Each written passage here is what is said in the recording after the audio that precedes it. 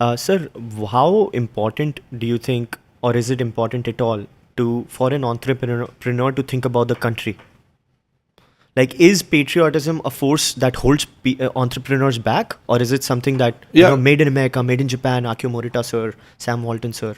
See, very often these are things people say in hindsight, Okay, after somebody has succeeded, okay, right? Uh, I think people should make individually rational choices. mm-hmm.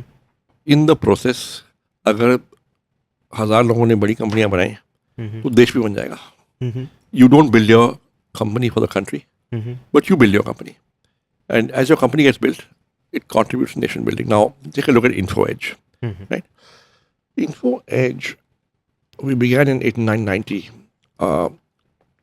We must have paid 5,000 rupees tax in the first year. Profit नहीं बनाया था. Direct tax. Okay, indirect tax as you purchase stuff, you're paying indirect tax. Today, if I look, we are at that time we are employing 2 people, operating out of a 7-quarter of the garage. Right. Today we are about 6,500 people. We've got offices in 80 cities.